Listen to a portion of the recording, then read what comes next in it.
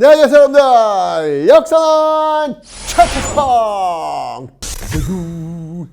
자, 우리가 지금 이제 근대사 거의 일제강점기 직전까지 열심히 달려가고 있습니다. 복습을 한번 해보도록 하겠습니다. 자, 흥선대원군 출발했어요. 흥선대원군 때 그 목표 왕권 강화, 민생 안정, 그리고 통상수교 거부 정책.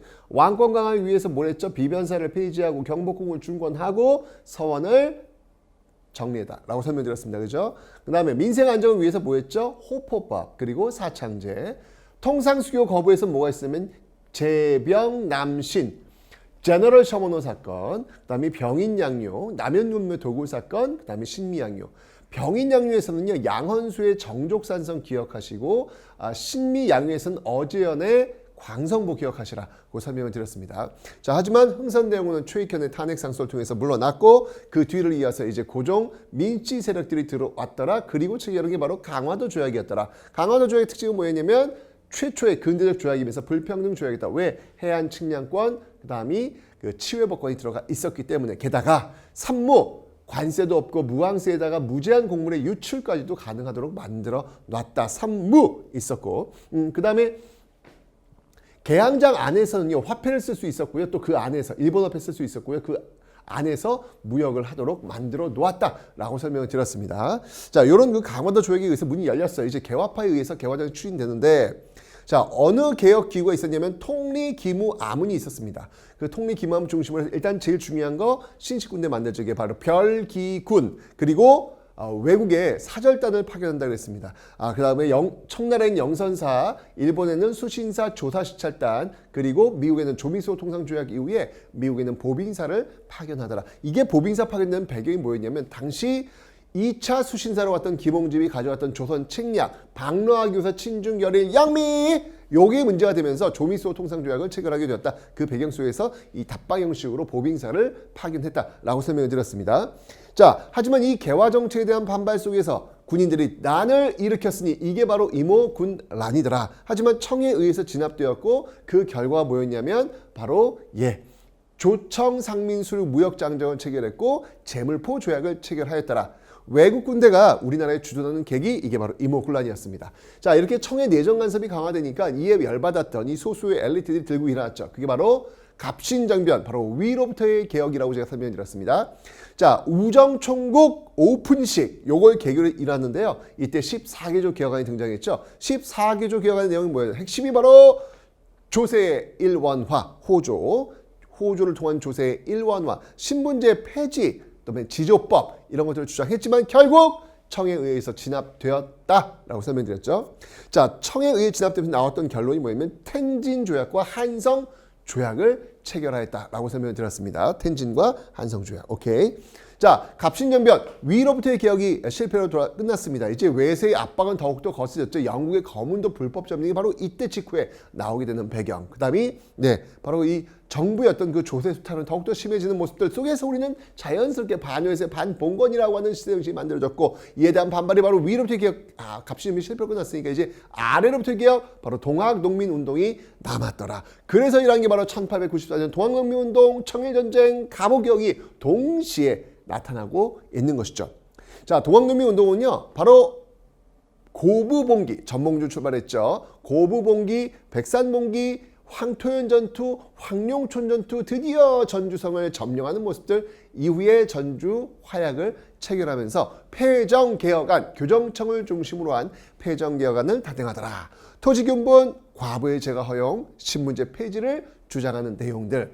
정부도 이때요, 교정청을 만들어가지고 집강소, 동학농민운동은 집강소, 그다음에 정부는 교정청을 만들어가지고 개혁을 단행하려는 모습 보였지만 일본이요, 그때 경복궁을 점령해버립니다. 점령해버리고 고종과 명성황후를 확보한 이후에 청일전쟁을 일으키게 되는 것이죠. 그리고 1차 갑오개혁을 밀어붙이게 되는 것. 갑오개혁을 이끌었던 그 핵심 기구는 바로 군국기무처다라고 설명드렸습니다. 이 군국기무처에 여러 개혁을 단계했는데요. 자, 우선 의정부 6조를 의정부 8아문으로 바꿔 놓았습니다. 의정부 8아문 바꿨고요.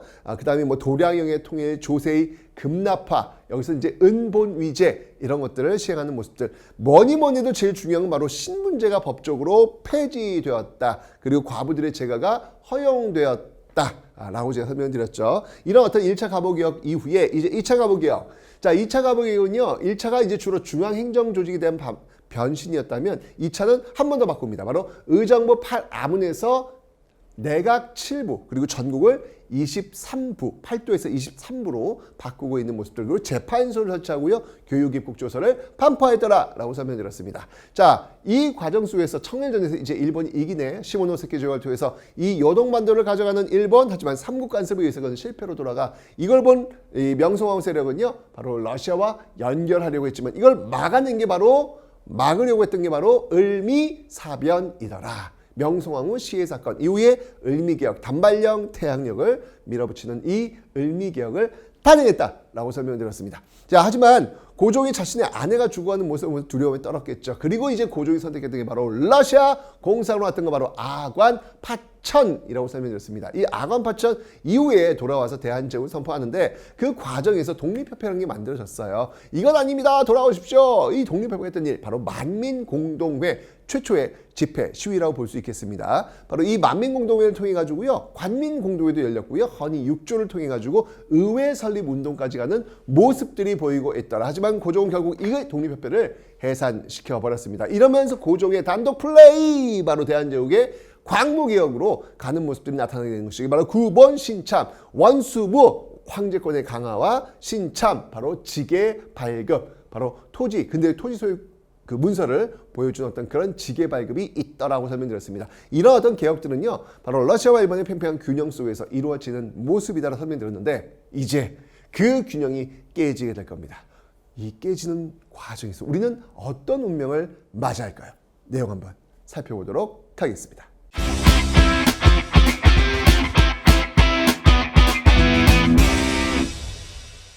자, 지금 여러분들 요게 이제 국원피탈의 어떤 과정들이 지금 나오고 있습니다.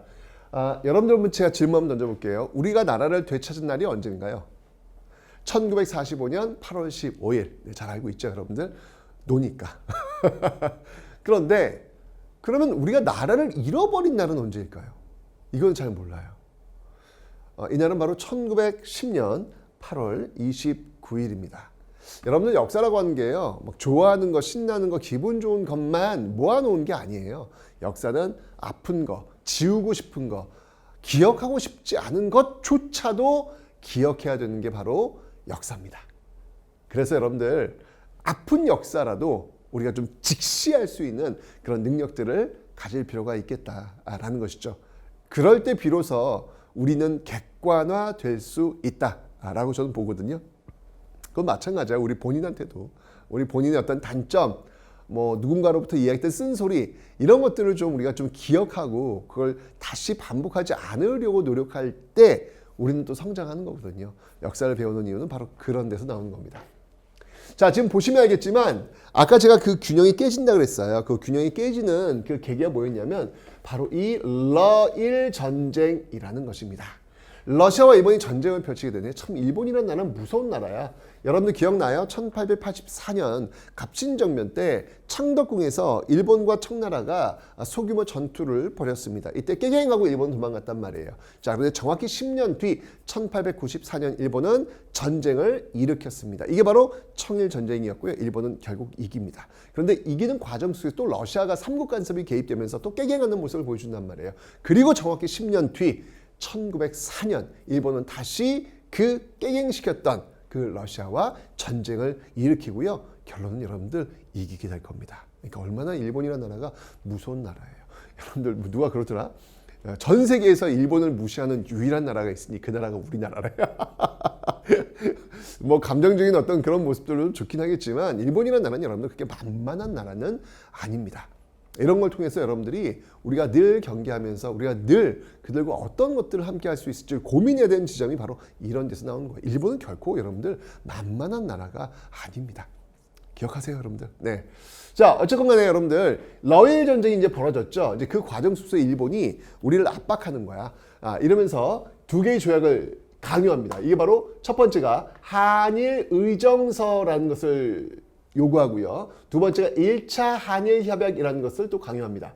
자, 먼저 한일 의정서의 뜻은 뭐냐면, 자, 전쟁 수행을 하는 데 있어서 뭐가 필요해요? 아니, 토지를 마음대로 쓸 수 있어야 될 거 아니야. 이 토지도 쓰고 저 토지도 쓰고, 여기 왜냐면 군사가 주둔해야 되니까, 그죠? 그래서 군사 주둔, 예, 그 용지를 마음껏 쓸 수 있게 해달라라고 하는 내용이 바로 한일 의정서에 들어가 있습니다. 자, 이렇게 해서 지금 러일 전쟁이 수행되었는데, 일본이 좀 승기를 잡는 것 같아. 이러면서 이제 본격적으로 우리나라의 어떤 내정 간섭을 하기 위한 준비를 하죠. 이게 뭐냐면 바로 1차 한일 협약이라는 거예요. 1차 한일 협약에서는 고문 정치라는 것들이 시행이 됩니다. 고문이 뭘까요?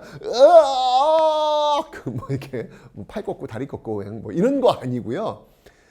자문을 해주는 사람들을 우리 고문이라 그래요. 제가 큰별쌤을 저희 학교 고문으로 모시겠습니다. 뭐 이렇게 자문을 좀 해주는 어떤 그런 역할. 그러니까 그 자문의 대상이 바로 일본인이 되겠다는 이야기죠. 그죠? 이걸 통해서 내정 간섭하겠다는 이야기예요. 자, 이 당시에 외교 고문과 그다음이 이 경제 고문을 파견했는데, 외교 고문에는요 스티븐스를 파견합니다. 이 스티븐스 같은 경우에는요, 이 사람의 역할은 이거지. 외국에 나가가지고 왜 조선이란 나라, 왜 대한제국이란 나라가 일본의 식민지가 되어야 되는지, 이걸 살펴하고 다니는 나쁜 가만두면 안 되겠지. 그래서 바로 이 스티븐스가 샌프란시스코에 도착했을 때 기다리고 있었죠. 누가? 장인원과 전명훈이. 근데 너무 놀랍게도 여러분들, 장인원과 전명훈이 어쨌거나 이 뭐 재판 기록을 통해서 보면 알겠지만 서로 모르고 간 거예요. 서로 둘이 모르고 계획 같이 한 거 아니에요. 그냥 보여져 있는 그 기록상을 보면 그냥 간 거예요. 갔는데 전명훈이 먼저 스티븐스에게 총을 겨눴죠. 땅. 근데 이게 불발이 되면서 제대로 가격이 되지 않습니다. 그러자 이 전명훈이 뛰쳐나가가지고 스티븐스와 육탄전을 벌입니다. 육탄전을 벌이는데 그때 그 군중 속에서 총을 겨누고 있었던 사람이 있었어요. 거의 동시에. 그 사람이 바로 이 장인왕입니다. 뭐야? 총을 겨누고 쏘려고 했는데 갑자기 뭐야? 튀어나와가지고 막 육탄전을 벌이는 거예요. 뭐지? 라고 해서 겨누고 있다가 스티븐스를 향해 총을 쐈죠. 결국 스티븐스는 이 총에 맞아가지고 이후에 사망하게 됩니다. 근데 이 장인환 전명훈이 여러분들 의아하죠. 아니 선생님, 여기 지금 미국이지 않습니까? 미국에 지금 어떻게 이 당시에 어떻게 우리나라 사람이 미국에 있죠? 이유가 있어요. 이게 지금 1908년인데 1902년을 전후해가지고 대한제국에서 많은 사람들이 미국으로 이민을 가요. 첫 번째 이민이 어디였냐면 바로 하와이. 네, 하와이로 이민을 가요. 이게 이제 최초의 공식적인 국가 주도의 이민이 되는 겁니다. 그래서 이때 뭐 사진 신부라 그래가지고 하와이 가서 이제 주로 뭘 했냐면 사탕수수. 사탕수수 노동자 진짜 고생 많이 했거든요. 이렇게 노력하면서도 모았던 그 임금 노동을 가지고 어떻게든 이 조국에 좀 도움이 되라고 또 이렇게 보내기도 하는 그런 모습 보입니다. 정말 외국 나가면 애국자 된다니까요. 여러분 한번 경험해 보세요. 어쨌건 이런 어떤 그 노동들이 많이 와 있었고 그 연결고리에서 이들을 보면 되는 거예요. 그 연결고리에서. 그래서 이제 장인원과 전명훈이 바로 이 샌프란시스코에 도착해서 이 스티븐스를 기다렸다가 결국은 사살시켰던 것입니다. 어쨌든 1차 한일협약에 파견되었던 고문 정치의 어떤 결과가 바로 외교고문 스티븐스가 있더라. 기억하시고요. 그 다음에 경제 고문을 누가 있냐면요. 메가타라는 인물이 있어요. 메가타. 이 메가타는 좀 기억하셔야 되는데 바로 화폐 정리 사업을 주도했던 그런 인물이 되겠습니다. 화폐 정리 사업은 뭐냐면 쉽게 얘기하면 이거예요. 내가 백동화 10,000원을 가지고 있어. 백동화 10,000원을 가지고 있어. 10,000원어치 가치를 가지고 있단 말이야. 그러면 이거를 제1은행권, 일본과 연결되겠죠? 제1은행권, 일본, 제1은행권으로 바꿔주는 거예요. 그러니까 우리나라 그 경제 시스템을 자국의 어떤 그 이익으로 연결될 수 있는 화폐, 제1은행권으로 바꿔놓겠다는 얘기야. 이건 뭐 거의 경제 식민지, 준비 작업을 하는 건 마찬가지잖아요. 그죠? 근데 문제는 뭐냐면, 이것도 문제지만, 내가 백동원 10,000원 갖고 있어. 메가타가 화폐 정리 사업한데, 그 은행에 갔어. 10,000원 백동원 줬어. 그럼 어쨌건 간에 제1은행권 10,000원을 나한테 줘야 될 거 아니야. 그죠? 근데, 이 백동원 이거 불량인데요. 이거 백동원 이거 다 못 쳐주겠는데요? 이런 식으로 하면서 내가 10,000원을 갖고 왔는데 제이은행 거 1,000원을 준 거야. 뭐야? 그럼 난 9,000원 어떡해? 9,000원, 내 9,000원. 날아가는 거예요. 여러분들 10,000원이 있는데 갑자기 내 돈이 1,000원으로 쪼그라드는 거야. 얼마나 황당해. 이게 바로 화폐정리사업이에요. 이게 바로. 자, 당연히 민족자본의 성장은 내가 10,000원 갖고 있는데 1,000원으로 쪼그라들었다니까. 민족자본 성장은 할 수가 없겠죠. 그죠? 이게 바로 이 메가타의 그 유명한 화폐정리사업이라고 이야기하는 겁니다. 화폐정리사업. 자, 특히 여러분 기억할 게 뭐냐면 이 메가타에 의해서 이제 금본위제가 시행된다는 거. 너무 중요해. 금. 왜냐면 기억나요? 은은 아니야. 은은 1차 갑오개혁 때 은본위제가 시행되거든요. 이건 1차 갑오개혁 때 이건 은본위제가 시행되는 것이고 메가타에 의해서는 이제 금본위제. 요거 시험에 잘 나옵니다, 여러분들. 예, 금이냐 은이냐 요거 살짝 바꿔가면서 시험에 잘 나오니까 여러분들 요건 꼭 좀 기억을 좀 해 놓으시면 되겠습니다. 됐죠? 자, 이러면서 이 백동화를 없애는 것이죠. 근데 백동화를 만드는 곳이 어디야? 백동화를 만드는 곳이 바로 전환국이잖아. 근데 당연히 전환국이 폐해지가 되는 그런 모습들이 나타나고 있더라. 1880년대에 만들어졌던 뭐 기기창, 전환국, 우정총국, 방문국 이런 것들이 모두 이제 하나씩 없어지는 어떤 그런 과정들을 지금 보여주고 있는 거예요. 그래서 전환국도 이때 메가타에서 없어지는구나 라는 거 봐두시면 되겠습니다. 됐죠? 자, 지금 한일 의정서 1차 한일 협약 러일전쟁 과정 속에서 이 일본이 승기를 잡으면서 우리를 압박해 들어오는 그런 모습들을 봤습니다. 그런데 드디어 포츠머스 강화 조약을 통해 가지고요. 러일전쟁에서 일본이 이겨요. 그래서 이 포츠머스 강화 조약을 체결합니다. 자, 여기서 이제 핵심은 뭐냐면요. 바로 러시아 완전 아웃이에요. 러시아 완전 아웃이에요. 러시아 완전 아웃. 네. 한국에서, 조선에서. 그러니까 기억나요, 여러분들? 1894년 있었던 청일전쟁. 그 청일전쟁의 그 결과가 바로 시모노세키 조약입니다. 그 시모노세키 조약의 핵심은 뭐냐면 바로 청나라 아웃이에요. 그래서 우리가 독립문을 세우려고 했던 게 그런 겁니다. 청으로부터 독립됐다. 독립문을 세우려고 했던 게 바로 그런 나오는 거거든요. 근데 이 시모노세키 조약과 마찬가지로 청과 일본이 맺은 시모노세키 조약과 마찬가지로 이 러시아와 일본이 맺었던 이 포츠머스 강화 조약도 핵심이 뭐냐면 러시아 아웃이에요. 조선에서 완전히 아웃되는 거야. 그러면 자, 청나라와 러시아가 있는데 청나라는 시모노세키 조약에서 10년 전 이미 아웃했고 이제 러시아는 포츠머스 강화 조약으로 아웃했어. 남는 건 이제 뭐가 있어요? 네. 미국이 있는데 미국은 이제 또 서로 이제 가스나 테프트 미랑 맺어가지고 미국은 필리핀 가져갈게. 그럼 너희는 뭐 가져갈래? 우리는 조선 가져갈게. 뭐 이런 식으로 다 미락을 한 상태거든요, 여러분들. 자, 그런 과정에서 드디어 이제 일본이 독점적으로 이 조선을 대한제국을 자신들의 뜻대로 마음껏 만들 수 있는 그 환경이 만들어진 거예요. 그 과정에서 바로 2차 한일 협약이라고 하는 것을 체결하게 되는 겁니다. 1차가 고문 정치였다면 2차 한일 협약은요. 고문은 그냥 자문을 주는 어떤 그 정도 역할이잖아. 근데 이 2차 한일 협약에서는 고문이 아니라 아예 이제는요. 통감이 옵니다. 통감. 통치하고 감독할 수 있는 그런 통감이 와요. 실질적으로 총독의 역할을 하겠죠. 일제강점기에 왜 조선 총독부 만들어지면서 총독이 오잖아요. 그런 거기에 준하는 역할을 할 수 있는 통감이 지금 우리나라에 오게 되더라. 더욱더 이제 내정 간섭이 더욱더 강화되겠죠. 그래서 2차 한일협약을 우리는 뭐라고 하냐면 을사년에 체결된 늑약이다. 강제로 체결된 을사늑약이다라고 이야기합니다. 왜냐하면 이 을사늑약을 체결할 때 이 을사오적들이 있어요. 자, 여러분들 을사오적 한번 얘기해 보세요. 누구? 이완용 잘했어. 근데 거기까지만 대답하더라고 다들. 네. 이완용, 이지용, 이근택, 권중현, 박재순 이런 나쁜 띡띡띡. 여러분들 한번 이완용, 이지용, 이근택, 박재순, 권중현 이야기할 때마다 한번 신명나게 한번 욕지거리 한번 육두문자 한번 날려보세요. 괜찮아. 네.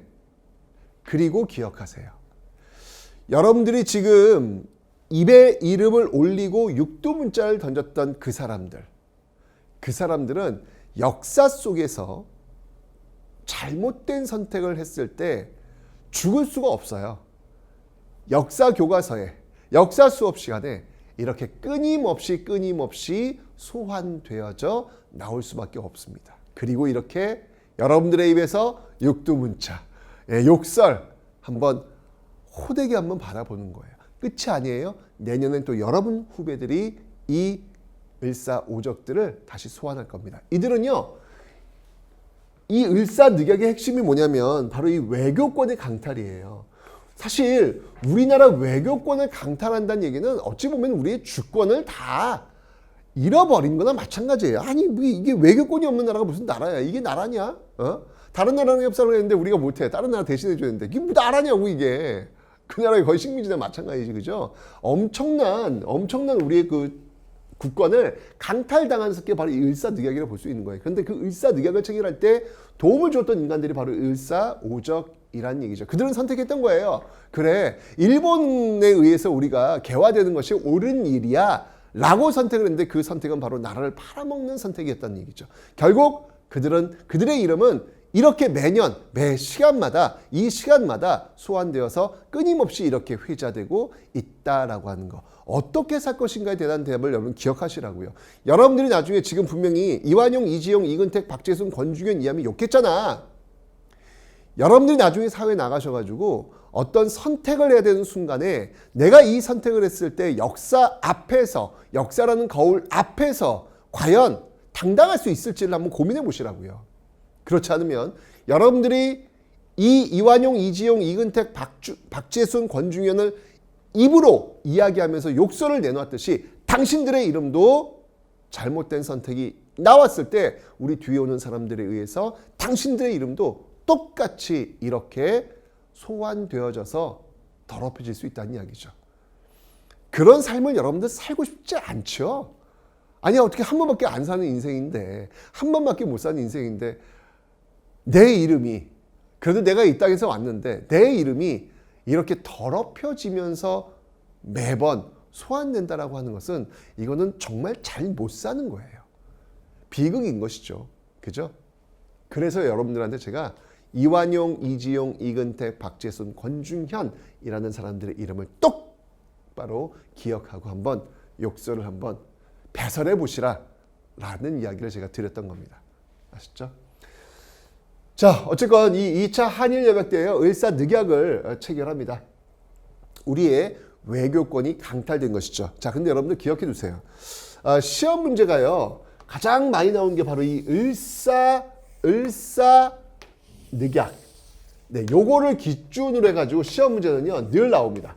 너무 중요해요. 너무 중요해요. 이 2차 이 한일협약 을사늑약을 기준으로 해서 시험 문제는 반드시 나와요.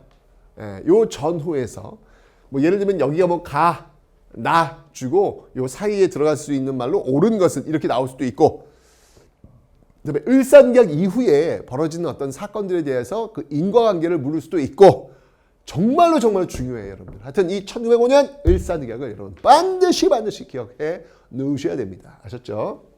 자, 이렇게 외교권이 강탈당하는 것, 우리의 주권이 뭐 거의 소진되어지는 거나 마찬가지인 어떤 사태가 되니까 여기저기서 굉장히 저항이 나타나죠. 민영환 같은 인물은요, 나라가 거의 망하기 일보 직전인데 나라의 녹을 먹으면서 이제까지 잘 먹고 잘 살았던 선비라면 누구 한 명쯤은 자결을 통해서 이 분노의 저항을 보여줘야 되는 것 아니겠느냐라고 해서 결국 민영환은 자결을 하게 됩니다. 그 다음에 언론인 장지연은요, 사설 황성신문 사설에다가 시일야 방성대곡을 싣습니다. 오늘 목노와 통곡하노라. 이 제목도 참 가슴이 참 팍 와닿는 어떤 그런 제목이에요. 여러분들 사설 읽어보시고 혹시 눈물 흘려보신 적 있나요? 무슨 사설을 읽고, 아마 세상에서 가장 건조하고 가장 드라이한, 네, 정말 바늘을 찔러도 피 한 방울 안 나올 그냥 그 꽉 찬 논리로 쓴 게 사설 아니겠습니까? 그죠? 근데 정말 이 땅의 역사 중에서 사설 중에서 눈물을 흘리도록 만들었던 사설은 바로 이 시일야 방성대국이 아닐까라는 생각이 들어요. 저도 진짜 가끔은 그 시대로 돌아가서 그 시대에 빙의해서 황성신문 딱 받아봤을 때 사설을 봤는데 오늘 목놓아 통곡하노라 이 개 되지만도 못한 이러면서 을사오적 엄청 비판하거든요. 그리고 심지어 을사늑약을 체결하는데 적극적인 반대를 하지 않았던 그런 대신들조차도 굉장히 비판해요. 그러면서 정말 노예가 된 이 우리 민족에 대한 그 아픔을 절절히 써내려간 명문의 사설이 바로 이 장지연의 시일야 방성대국이 되겠습니다. 어쨌든 요건 여러분들 을사늑약과 관련된 거니 꼭 기억을 좀 해놓으세요. 뿐만 아니라 나중에 이 을사늑약의 주범, 이 주범이 누구냐면 바로 이토 히로부미. 이토 히로부미가 이제 압박을 하거든요. 결국 그 이토를 사살했던 인물이 역시 안중근이 되겠습니다. 나중에 이제 동양 평화론을 썼던 그런 쓰고자 했던 그런 인물이기도 하죠. 자, 그리고 을사늑약에 대한 반발로 을사의병이 또 직후에 활동하게 됩니다. 대표적인 인물이 누구냐면 바로 최익현이란 인물인데요. 네, 어찌 우리 군인들끼리 싸울 수 있겠느냐라고 하면서 잡혀요. 쓰시마에 끌려가서 그곳에서 순국하시는 분. 정말 이 최익현이라는 인물은요. 뼛속까지 보수주의자다라는 생각이 듭니다. 진짜 보수주의자는 이런 모습인 것 같아요. 정권이 어떻게 바뀌던 간에 자기의 어떤 신념, 자기의 일념을 가지고 그 안정을 추구했던, 안정적 변화를 추구했던 그 모습들을 이 최익현은 바뀌지 않고 일관성 있게 보여주었다는 얘기죠. 아니, 저는 요즘 이렇게 요 근래에 이렇게 제가 살아오면서 이렇게 보면은 정권이 바뀌면 입장이 바뀌어. 뭐지? 아니, 정권이 바뀐다고 입장이 바뀌면 그게 진짜 보수인가? 저는 그건 아닌 것 같아요. 보수라면 정권이 바뀌도록 자기 어떤 색깔을 유지하는 것, 이 일관성이 있는 것, 이게 진정한 보수죠. 그 모습을 이 최익현은 우리에게 아주 제대로 보여주고 있다라는 걸 기억하시면 되겠습니다. 근데 이 을사의병에서 정말 중요한 인물은요, 바로 이 인물입니다. 신돌석이라는 인물이에요. 신돌석은요, 바로 최초의 평민의병장으로 알려져 있는 그런 인물이 되겠습니다. 평민의병장. 그래서 을사늑약 이 시점에 나온 이 을사의병에서는요, 바로 이렇게 평민의병장도 출연하고 있다라고 하는 것을 여러분들이 꼭 좀 기억해 주시면 되겠습니다. 평민의병장도 출연하고 있다. 을사의병에서 말이죠. 오케이? 좋습니다. 자, 뿐만 아니라 고종도 역시 마찬가지로 고종도 나는 사실은 이 을사늑약을 체결할 때 이 을사오적들이 주도했지 고종은 도장을 안 찍어요. 그러니까 고종 나는 야, 대한제국의 주권자가 누군데? 대한제국의 주권자 누군데? 대한제국이야 제국. 황제의 나라야. 대한민국 아니란 말이야. 대한민국은 주권자가 국민이잖아요. 그래서 민국이잖아요. 아니 대한제국이야. 주권자는 황제.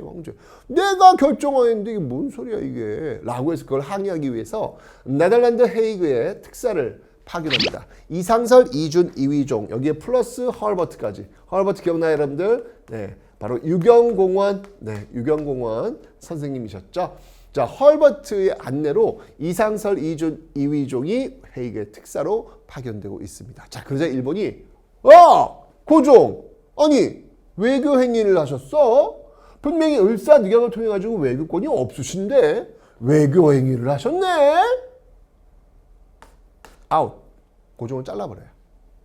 그리고 그의 아들 순종을 황위에 앉히게 됩니다. 그래서 이제 광무시대가 끝난 거예요. 광무시대가 끝나고 융희 시대가 열리게 되는 것이죠.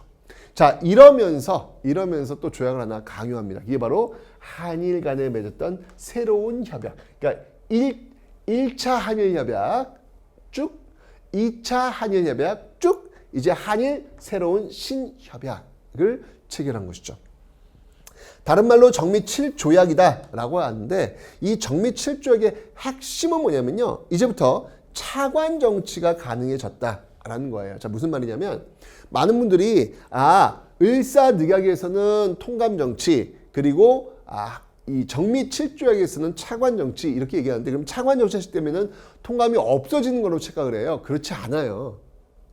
통감이 실질적으로 차관을 임명하는 거야. 차관은 일본인이겠지. 장관할 때 차관. 우리나라에 지금 뭐 교육부 차관이 일본인이야.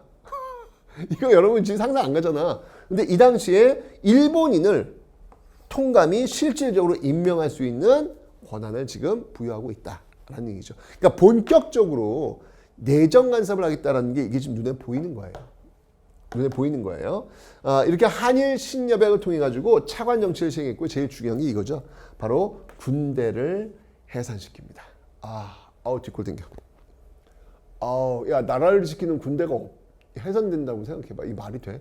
그날도요, 그 아침에 훈련하는 줄 알고 군인들이 모였거든요. 그걸 갑자기 총을 다 회수합니다. 회수하고 봉투에다가 돈을 집어넣어서 이렇게 나눠주는 거예요. 오늘부로 이제 군대가 해산됩니다. 라고 이야기했거든. 얼마나 황당해. 그래서 이때 이 해산되었던 이 군대 중 일부가 바로 정민연, 정미의병에 합류를 해요. 그러면서 이 정미의병은 내가 조금 설명드렸지만 규모가 어마어마하게 커집니다. 이 군인들이 합류하면서 그 규모가 어마어마하게 커지게 되더라라는 거. 하지만 중과부적이었고요. 결국은 1910년 8월 29일 경술련이 바로 1910년이에요. 나라의 치욕을 8월 29일 날 당하게 되더라라고 하는 거. 이 내용들을 여러분들 좀 꿰고 계셔야 되겠습니다. 뭐 어렵지 않습니다. 1차 한일협약으로 고문, 2차 한일협약으로 통감, 3차 한일 신협약으로 차관정치. 이걸 딱 집어넣으시고 곳곳에 살을 붙이시면 되겠네요.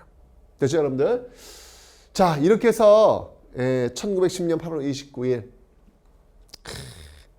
경술국치 가는 그 국권 피탈의 어떤 그 과정들을 살펴봤습니다.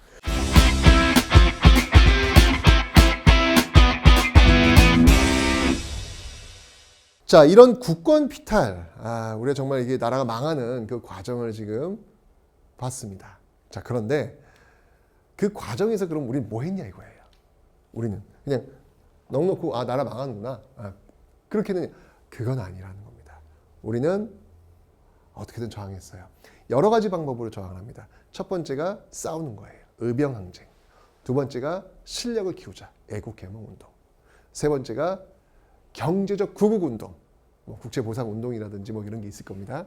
네 번째가 민족문화 수호 운동. 위인전이라든지 역사서 이런 걸 쓰면서 어떻게든 우리 민족의 위대함을 알리면서 잃어버리지 않으려고 했죠. 의병, 애국개몽운동, 경제구국운동, 민족문화수호운동 이런 방식을 통해서 우리가 어떻게든 저항하는 거예요. 자, 그 저항의 역사를 하나씩 한번 살펴보도록 하겠습니다. 자, 먼저 의병운동입니다. 의병운동은 여러분들 잘 알겠지만 위정척사에서부터 연유하고 있는 것이죠. 위정척사는 호위한다, 바른 것을 성략을 바르다고 봤어요. 성략을 질서를 호위하고 배척한다, 사악한 거. 이건 서양을 배척한다. 이런 데서 출발한 거예요. 자, 이 의병운동은 기본적으로 우리 것을 지키려고 하는 그런 어떤 흐름이라고 보시면 되겠습니다. 그래서 외국이 이제 통상수교를 하자고 하니까 아시죠, 여러분? 흥선대원군 중심의 통상수교 반대운동 연결돼요. 이거는 지금 이 흥선대원군의 어떤 그 노선하고 연결이 되고 있습니다. 자, 그런데 결국 흥선대원 탄핵도 있고 물러났죠. 그리고 이제 강화도 조약을 체결해서 개항을 한단 말이에요. 그러니까 이제는 개항 반대, 통상 반대에서 이제는 개항 반대로 오는 거예요. 그 대표적인 인물이 바로 최익현. 제가 얘기했잖아요. 고종정부를 탄생시키는 1등 공신이 최익현이었다고. 그런데 그 최익현은 고종정부의 반기를 든 거예요. 그것도 도끼들고 와서 과감한 앞에서 내 목 먼저 자르라 라는 이야기할 정도로 아주 이 개항에 반대하는 그런 모습들. 이 최익현의 논리는 뭐냐면 외양일체론이에요. 외놈이나 양놈이나 똑같다는 거예요. 지금 일본과 이 조약을 체결하지만 이게 곧 서양 마찬가지다. 절대 하면 안 된다. 라고 해서 외양일체론. 외양일체론 속에서 이런 내용이 나왔습니다. 그러나 결국은 개항했죠. 개항하고 이제 개화 정책들이 추진돼요. 우리 앞에서 배웠잖아요. 통리기맘을 중심으로 해서 영선사도 파견되고 수신사도 파견되고 조사시찰단도 파견되고 별기군도 만들고 이런 게 지금 이어지고 있잖아요. 개화 정책 추진되고 있잖아요. 반대하는 거예요. 이 개화 반대 운동. 이 개화 반대 운동의 대표적인 내용이 뭐였냐면 당시 기억나시죠, 여러분들? 조선 책략이라는 게 들어옵니다. 그러니까 일본의 수신사로 파견되었던 김홍집이 가져온 책자가 하나 있어요. 그 일본에 파견된 청나라 외교관 황준셴이 쓴 조선 책략이라는 책을 가져와요. 근데 그 내용이 뭐냐면 러시아를 막기 위해서는 미국하고 수교하라는 내용이었습니다. 충격이었죠. 미국이 우리가 어떤 나라? 미국은 우리 적 아닙니까? 신미양요. 우리 지금 싸웠던 나라 아닙니까? 근데 그 미국하고 수교를 하래. 대박. 이거 충격이었지. 위정 척사자들 이 사람들한테 이건 엄청난 충격인 거예요. 뭐? 미국하고 수교를 한다고 있을 수 없지라고 해서 영남 지역의 유생들이 만여 명이 상소를 올린 거예요. 이게 그 유명한 영남 만인소. 이만손이 태계 이왕의 후손이에요.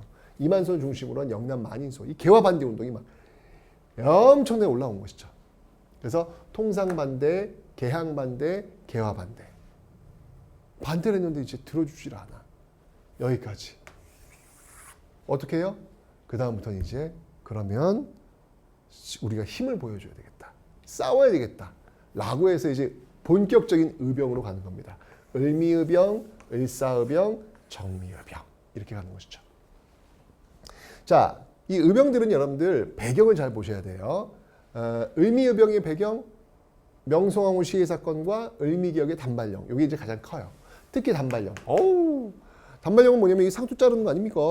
왜? 근데 양반 유생들한테는 신체 발부는 수지 부모라 하였거든. 털럭 하나 건드리면 안 되거든요. 이게 효도의 출발인데 이걸 뭉태로 잘라버리는 거야. 내가 원하지도 않는데 난리가 난 거죠. 그래서 이 을미의병 같은 경우에는요. 양반 유생들이 중심이 됩니다. 양반 유생들이 있을 수 없는 일이다. 라고 해가지고 양반 유생이 중심이 되었는데 여러분 아시겠지만 을미사변 을미개혁 이후에 고종이 아관파천을 단행합니다. 러시아 공사를 가버리잖아요. 그러면서 그 앞에 있었던 개혁 내용을 무효화시켜요. 단발령도 무효. 강제로 하지 마라. 아관파천을 통해서 무효화시키면서 고종이 이제 의병장들한테 얘기한 거예요. 내가 이걸 해결했으니까 이제 너희들 해산해라. 양반 유생들이니까 또 이제 임금말 들어야죠. 그래서 해산하는 어떤 그런 모습들. 이게 이제 을미의병의 핵심입니다. 됐죠? 자, 그러다가 자 이제 을사의병이 일어나는데 을사의병의 배경은 을사늑약이에요. 1905년 체결했던 을사늑약, 우리의 그 외교권이 강탈됐던 통감 정치가 시작되었던 을사늑약. 자, 이 을사늑약이 체결되자 이거 사실은 외교권 강탈은 어떻게 보면은 우리의 주권을 거의 잃어버린 거나 마찬가지거든요. 또 난리가 난 거예요. 자, 의병들이 들고 일어납니다. 이게 을사의병인데요. 대표적인 인물이 최익현. 자, 최익현도 등장했죠, 여러분들. 앞에서 그 개항 반대하면서 도끼 들고 왔던 그 최익현. 최익현이 또 여기 을사의병에 등장을 합니다. 근데 이때 이제 싸우려고 했는데, 우리 군인들과 함께 싸울 수는 없다. 같은 민족끼리 싸울 수는 없다. 라고 해가지고 결국은 잡히죠. 그래서 쓰시마, 대마도죠. 여기에 붙들려 가서 여기서 결국 돌아가시게 되는. 정말 이 최익현의 파란만장한 그 모습. 을사의병으로 끝나네요. 네. 뭐 물론 최익현에 대한 그 구질서를 유지하려고 했던 어떤 그런 모습이라고 비판할 수도 있겠지만 한편으로 이렇습니다. 최익현처럼 정말 뜨거운 인생을 한번 살아본 사람은 과연 있을까? 정말 자기 그 신념, 물론 근대지향적이진 않았지만 어쨌건 자기의 신념을 지키기 위해서 변절하지 않고 자기 길을 이렇게 가는 모습들, 이런 모습들이 정말 또 한번 귀감이 되지 않나라는 그런 생각이 듭니다. 자, 그런데 이 을사의병의 특징이 있어요. 그 특징은 뭐냐면 바로 신돌석과 같은 평민의병장이 등장했다는 거예요. 아까 을미의병 같은 경우에는 양반 유생이 중심이 됐다 그랬잖아요, 제가. 그죠? 그런데 이제 을사의병 단계에 오면 신돌석과 같은 평민의병장이 등장했다라는 겁니다. 이게 이제 가장 큰 특징이에요. 이제 의병이라고 하는 게 이제 더 확산되는 거죠. 더 확산. 그런데 결정적 의병, 정말 가장 큰 규모의 의병이 바로 이 정미의병입니다. 자, 정미의병의 배경은 뭐냐면 이거예요, 여러분들. 기억나죠? 을사늑약을 체결했어. 고종이 헤이그 특사 파견했어. 고종을 퇴위시켰어. 그리고 정미 7조약을 체결했어. 정미 7조약의 내용이 군대를 해산한 거야. 그 군대가 어디에 합류해? 바로 여기에 의병에 합류하는 거예요. 그래서 고종 퇴위와 군대 해산을 반발하면서 만들어진 게 바로 정미의병이다라고 보시면 돼요. 자, 이 정미의병은요, 군대가 지금 합류했어. 합류하니까 당연히 규모가 커져. 의병 전쟁화되는 모습들. 13도 창의군을 결성해가지고 서울 진공작전을 펼치기도 합니다. 와, 어마어마한 규모. 여러분들, 자, 국내 진공작전 헷갈리시면 안 돼요. 이 국내 진공작전은 나중에 한국광복군, 이거 대한민국 임시정부 산하 부대거든요. 한국광복군이 미국의 OSS 이 부대와 함께 국내 진공작전을 전개할 거예요. 그런데 정미의병에서는 서울 진공작전이야. 요거 헷갈리면 안 돼요. 예, 서울 진공작전은 정미의병, 13도 창의군. 예. 그래서 이제 이 정미의병 같은 경우에는 우리는 정규군이다. 그래서 국제법상 교전단체로 인정해달라. 국제법상 교전단체로 인정해달라. 라고 하면서 아주 제대로 붙어왔던 그 전쟁이 전의병이 바로 이 정미의병이다. 라는 걸 기억하시면 되겠습니다. 정미의병의 그 뒤를 이어서 호남의병. 왜냐면 이게 일제가 계속 쓸고 내려가요. 뭐 빗질하듯이. 쓸고 내려가니까 이 전라도 쪽까지 가는 것이죠. 거기서 치열하게 싸웁니다. 그러니까 결국 일제가 소위 그들의 작전이죠. 남한 대토벌 작전을 전개하면서 그냥 정말 빗질하듯이 의병들을 쓸어버려요. 이게 바로 그 소위 남한 대토벌 작전. 그래서 결국은 의병들이 어디로? 만주 지역으로 넘어가는 것이죠. 거기서 이제 일제강점기 항일무장투쟁의 역사로 또 이어가게 되는 것입니다. 그래서 요 을미의병, 을사의병, 정미의병 기억하시고 특히 정미의병이 시험에 잘 나와요. 정미의병이 시험에 잘 나온다라고 하는 걸 봐두시면 되겠습니다.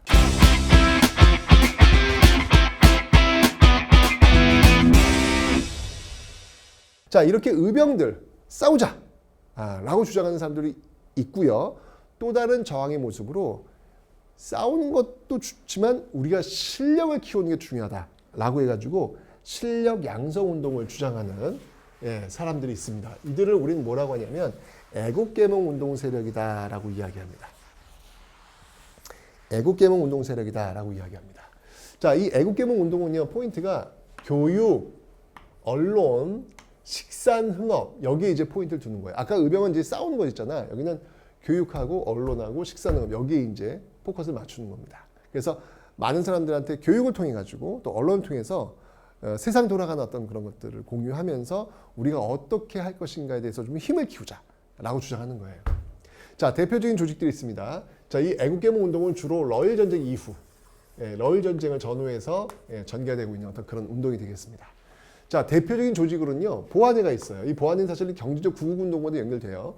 이 보안회가 있는데, 보안회는 뭐냐면 당시 일제가 이쯤 되면 러일 전쟁 되면 뭐 한일 의정서 보시면 알겠지만 한일 의정서에서 또 왜 군용지 마음대로 쓸 수 있도록 해달라는 거예요. 땅에 관심이 많아요. 왜냐면 이제 앞으로 식민지를 만들어야 되니까. 그래서 황무지 개간권을 달라 그래. 너희들 안 쓰는 거 우리 주면 우리가 알아서 개간해서 쓸게. 라고 얘기하는 것이죠. 말도 안 되지. 말도 안 되지. 이거 우리가 개간을 해야지. 왜 니네들이 개간해? 라고 해서 이 보안회가 들고 일어납니다. 그래서 황무지 개간 요구 반대를 해가지고 이거 성공해요. 이거 저지한다는 이야기예요. 이런 모습들도 있었고, 그 다음에 애국계몽 운동은 기본적으로 우리 어떤 정치 체제 같은 것들을 연구하는데 주로 입헌군주정 헌정연구회라는 조직이 있어요. 입헌 정치 체제를 연구하는 그런 조직입니다. 그 뒤를 이어서 또 대한자강회라는 게 있어요. 대한자강회는 여러분 왜 중요하냐면 고종의 강제 퇴위를 반대했어요. 여러분 다시 한번 을사늑약이 체결되고 을사늑약 외교권 강탈에 반대했던 고종이 헤이그 특사 이준 이상설 이휘종을 보내. 너희는 외교권이 없는데 왜 외교 활동을 해? 라고 고종을 강제로 퇴위시키잖아요. 기억나시죠 여러분들? 여기에 반발한 거예요. 이 대한자강회가. 그래서 고종 강제 퇴위에 결사 반대하다가 결국은 해산되는 모습들. 여기까지가 애국계몽 운동의 일반적인 모습이에요. 그러다가 진짜 중요한 애국계몽 운동단체 만들 때 이게 신민회라는 조직입니다. 여러분 신민회는요 나중에 일제강점기 때 그 신간회라는 조직이 있어요. 이거 구분 반드시 하셔야 돼요. 신간회와 구분 시험에 정말 이건 꼭 나오는 거야. 꼭 나오는 거. 꼭 나오는 거야 이거는 꼭. 신민회는 애국계몽 운동단체고 신간회는 민족유일당운동 좌우합작단체야. 이건 나중에 설명할 거예요. 이건 27년도에 만들어집니다. 반드시 구분하셔야 돼요. 신민회는 비밀결사인데 신간회는 공개단체예요. 어쨌건 신민회라는 조직이 만들어져요. 안창호 양기탁이 중심이 되는데 자 교육, 언론, 식사능업 이거 애국개몽운동 노선하는 거야. 교육, 대성학교, 오산학교. 그 다음에 언론은 양기탁의 대한매일신보.